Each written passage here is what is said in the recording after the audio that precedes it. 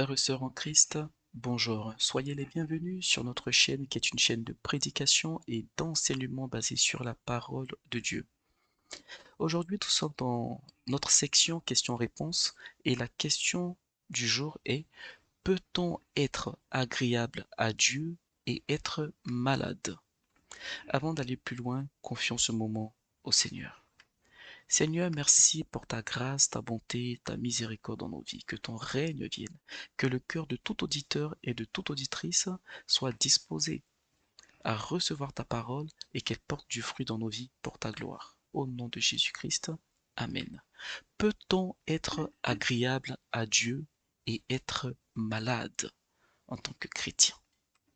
Alors, c'est une question qui se pose dans le milieu chrétien. Certaines personnes pensent que lorsqu'on est chrétien et qu'on est agréable à Dieu, on ne peut pas tomber malade.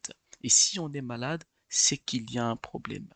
D'autres chrétiens ne sont pas d'accord avec cela. Donc, nous allons nous appuyer sur la parole de Dieu pour répondre à cette question. Alors, pour commencer, les personnes qui pense qu'un chrétien ne peut pas tomber malade tout en étant agréable à Dieu s'appuie généralement sur le passage de Matthieu chapitre 8, versets 16 à 17. Donc nous allons commencer par lire ce passage et il est écrit: Le soir même, on amena auprès de Jésus plusieurs démoniaques. Il chassa les esprits par sa parole et il guérit tous les malades, afin que s'accomplît ce qui avait été annoncé par Ésaïe le prophète. Il a pris nos infirmités et il s'est chargé de nos maladies. Donc ces personnes qui pensent que le chrétien ne peut pas être agréable à Dieu et être malade s'appuient souvent sur ce passage et l'interprètent en disant que, étant donné que le Seigneur a pris nos infirmités, qu'il a pris nos maladies, à la croix, nous ne pouvons plus être malades. Donc, avant de répondre directement à la question, il est important de rentrer dans certains détails. Donc, pour commencer, nous allons voir les différents types de maladies dont la Bible nous parle. Bibliquement parlant, il y a trois types ou trois sources de maladies. Il y a la source de maladie naturelle, la source de maladie démoniaque et la source de maladie divine. Donc on va commencer par la source de maladies naturelles, les maladies naturelles. Lisons dans Ésaïe chapitre 38, versets 1 à 3. Je vais résumer l'histoire. Dans ce passage, c'est le roi Ézéchias qui était malade à la mort. Et donc pendant sa maladie, Dieu a envoyé le prophète Ésaïe pour dire à Ézéchias: tu es malade, donne les ordres à ta maison parce que tu vas mourir de cette maladie. Et euh, Ézéchias a fait une prière. Il a fait une prière à Dieu parce que en ce temps-là, Ézéchias était un roi qui était agréable à Dieu. C'était un roi qui avait marché en étant conforme à la loi, à la parole de Dieu. Et donc Ézéchias a fait cette prière en demandant, en implorant la grâce de Dieu. Et Dieu, dans son amour, lui a accordé la grâce de vivre 15 années de plus. Donc il est mort finalement 15 années plus tard que ce qui était initialement prévu.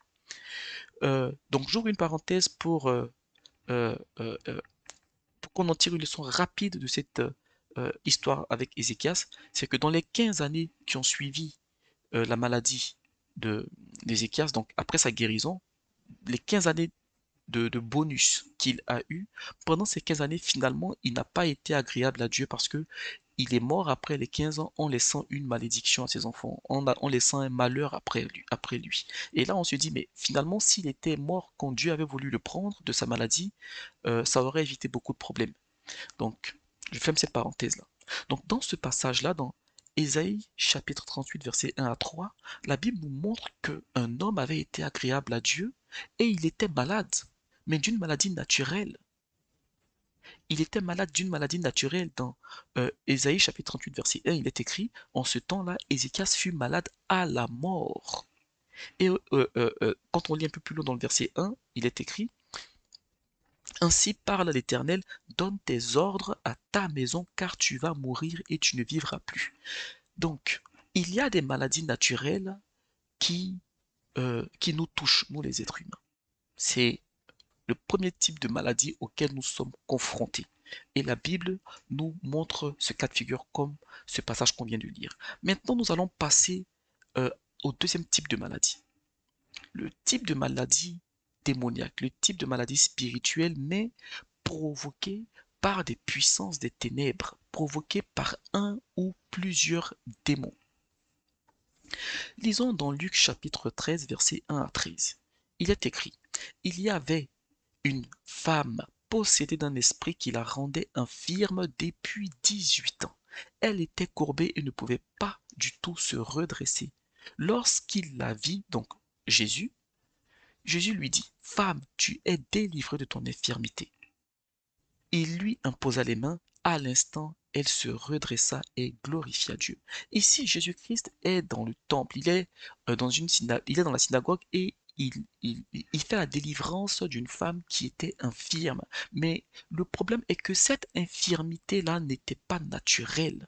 Jésus-Christ dit que depuis 18 ans que cette femme est infirme, c'est un démon qui la rendait infirme. Donc une entité spirituelle, un esprit impur l'a possédée et a abîmé sa santé, lui a mis une infirmité qui l'a rendu courbé pendant 18 ans.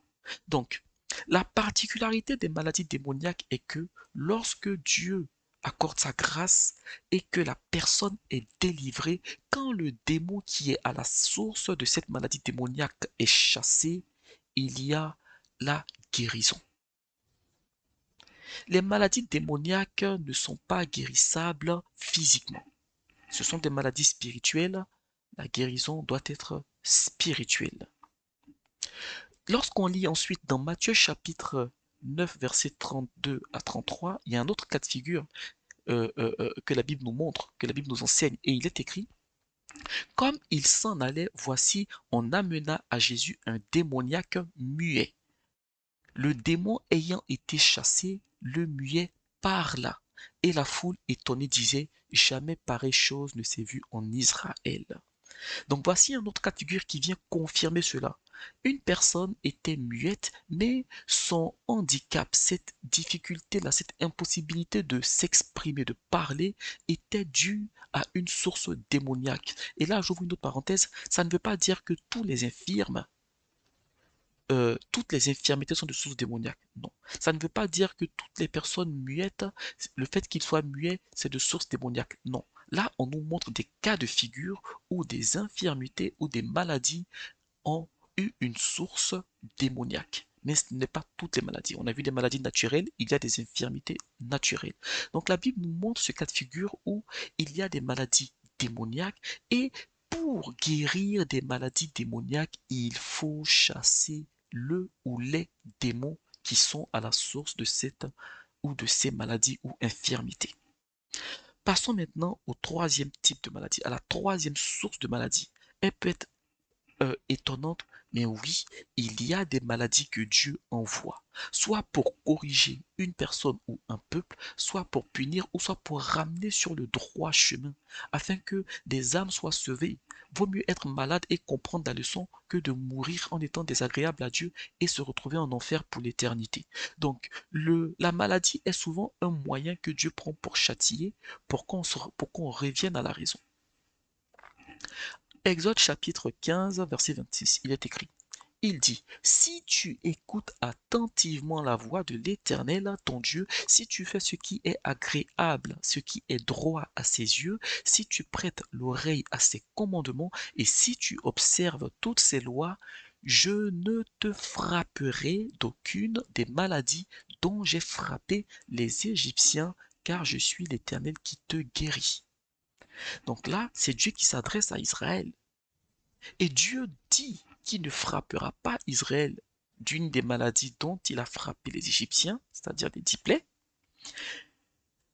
en partie des 10 plaies, mais cette promesse est conditionnée, parce que le passage commence par si tu écoutes attentivement la voix de l'Éternel ton Dieu. Donc Dieu nous montre ici dans sa parole que l'obéissance euh, peut nous éviter des maladies qui viennent de Dieu.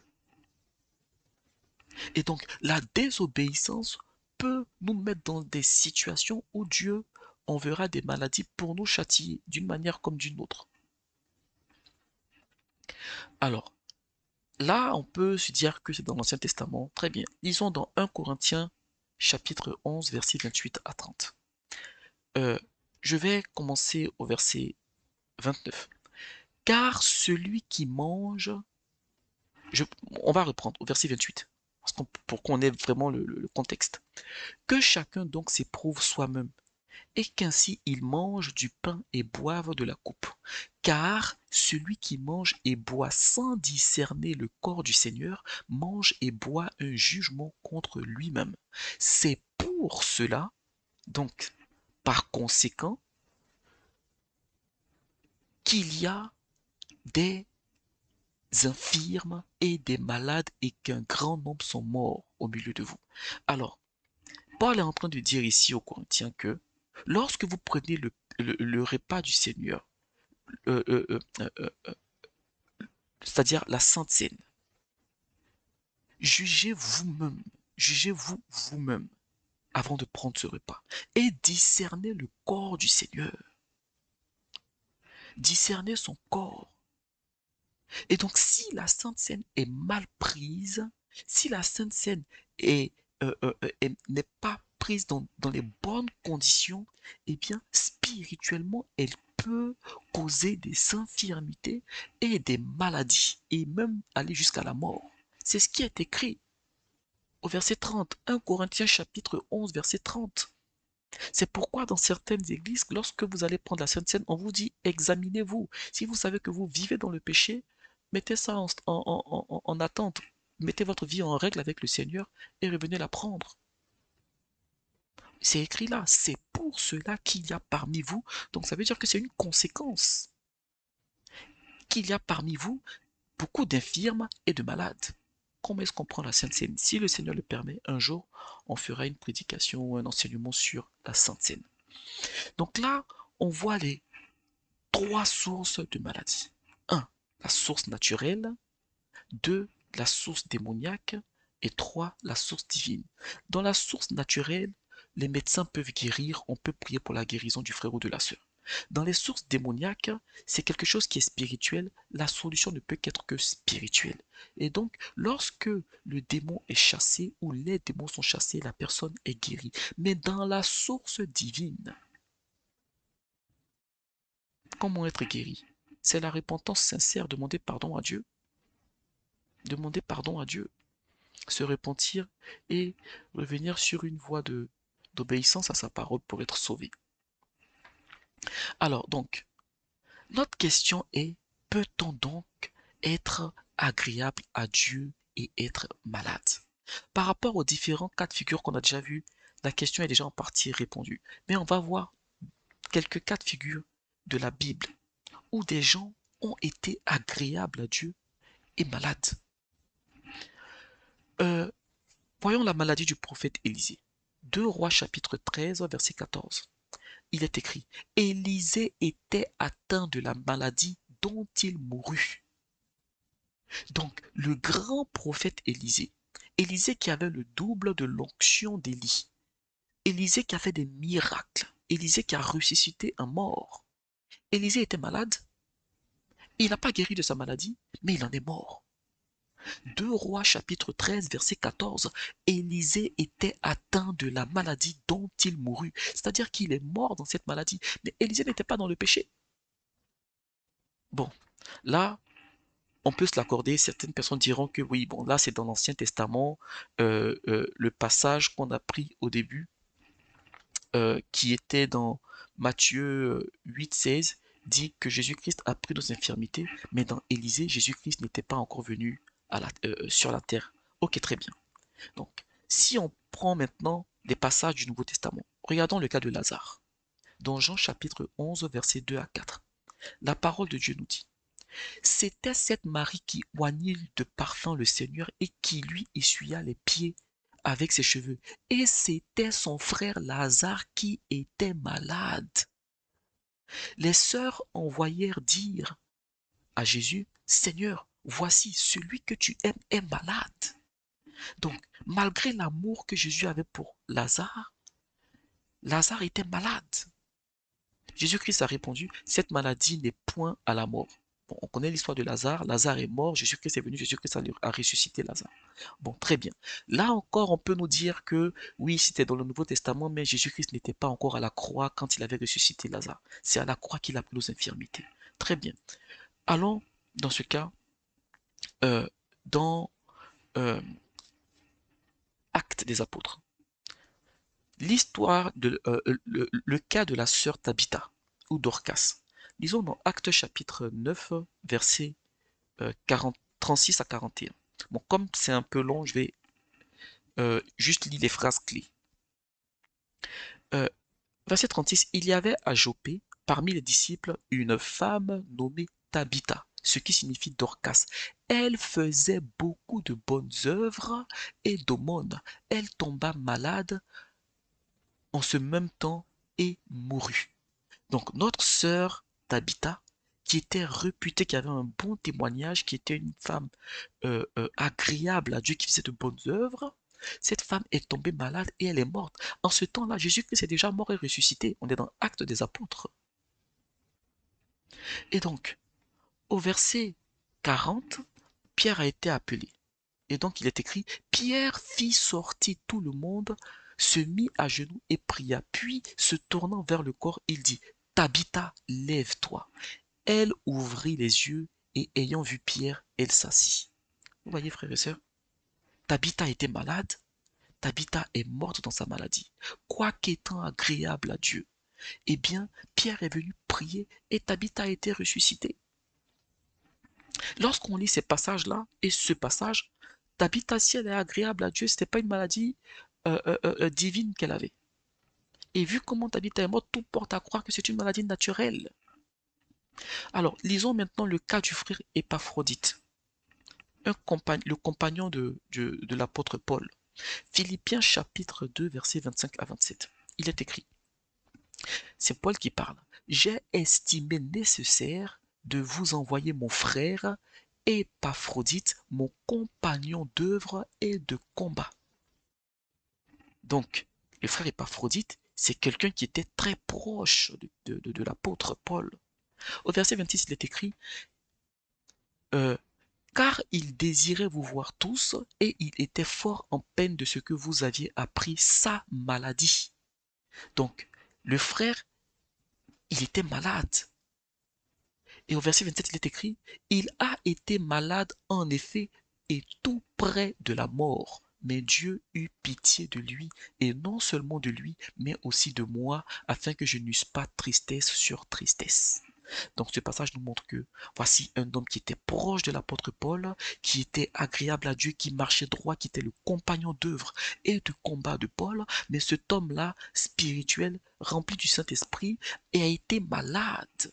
Et il est mort dans sa maladie, et Dieu a... Pardon, il a été malade, mais il n'est pas mort dans sa maladie. Dieu a eu pitié de lui et il a été guéri. Donc ces personnes qu'on a citées là, elles ne vivaient pas dans le péché, mais elles étaient malades. La maladie n'est pas la fin en soi. Le plus important pour nous au fond de Dieu, c'est d'être sauvés.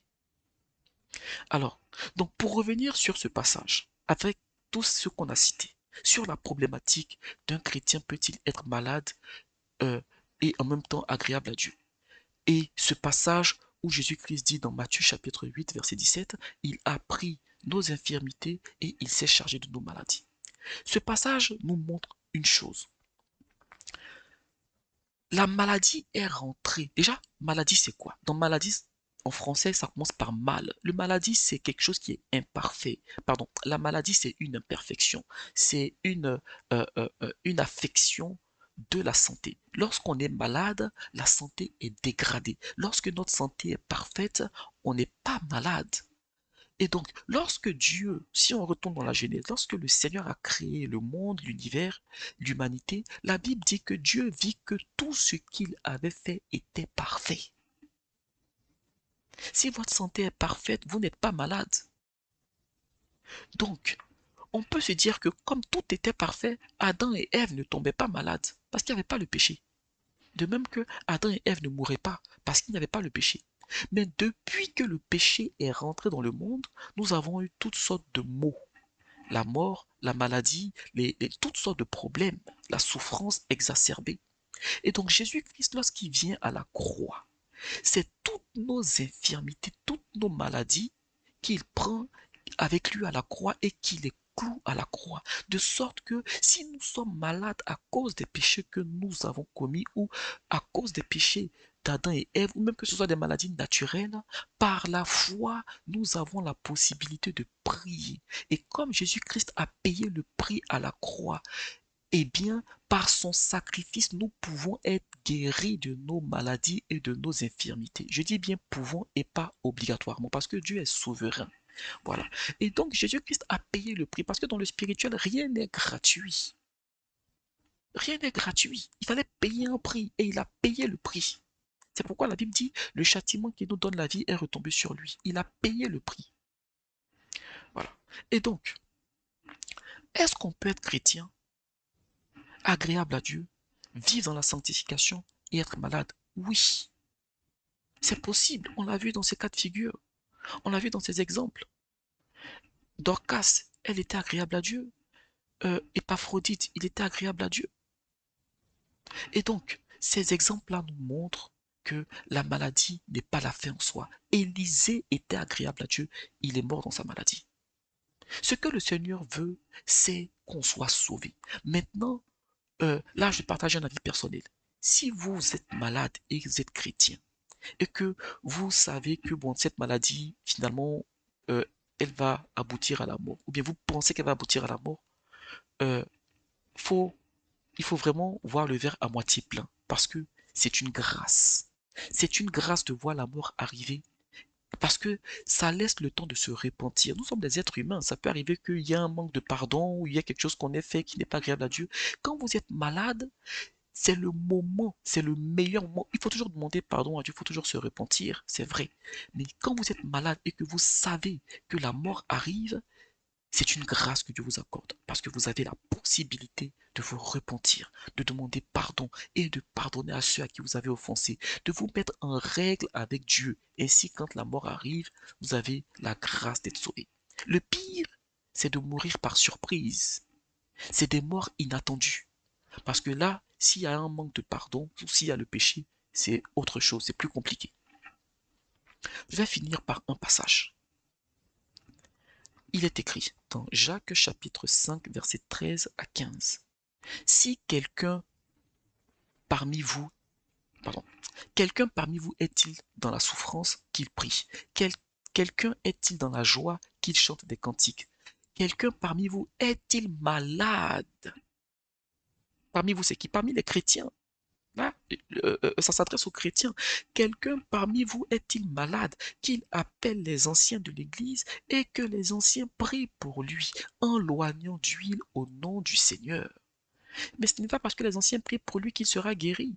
Peut-être qu'ils vont loindre, ils vont l'écouter, il va confesser ses péchés, il va demander pardon, et puis il va mourir dans sa maladie, même si les anciens ont prié pour lui. Il peut mourir là et être sauvé. Le plus important, c'est le salut. Eh bien, au verset 15, il est écrit, la prière de la foi sauvera le malade et le Seigneur le relèvera. Le relèvera. Et s'il a commis des péchés, il lui sera pardonné. Vous voyez, on parle de maladie et après on parle de la repentance des péchés. Si on lit au verset 16, il est écrit, confessez donc vos péchés les uns aux autres et priez les uns pour les autres, afin que vous soyez guéris. La prière fervente du juste a une grande efficace. La guérison, même si on prie, elle vient du Seigneur. C'est lui qui est souverain. Que le Seigneur vous bénisse. Nous allons finir par la prière. Seigneur, merci pour ton amour, ta grâce, ta bonté dans nos vies, que ton règne vienne, que ta parole soit semée dans le cœur de tout auditeur, de toute auditrice et qu'elle porte du fruit dans nos vies, pour ta gloire, au nom de Jésus-Christ. S'il y a des frères ou des sœurs qui traversent des moments difficiles, Seigneur, dans la maladie, s'il te plaît, que ton Saint-Esprit les visite, car oui, Père, tu n'as pas de limite. Tu n'as pas de limite, Seigneur. Pardon pour les péchés de nos frères, de nos sœurs. Pardon pour nous tous nos péchés. Purifie nos frères, nos sœurs. Purifie, sanctifie-les et accorde ta grâce d'être guéris si telle est ta volonté. Au nom de Jésus-Christ. Si telle n'est pas ta volonté, Seigneur, accorde-leur ta grâce de se repentir et d'être sauvés s'ils doivent être rappelés dans leur maladie. Dans le nom puissant de Jésus-Christ. Que la gloire te revienne. Dans le nom puissant de Jésus-Christ.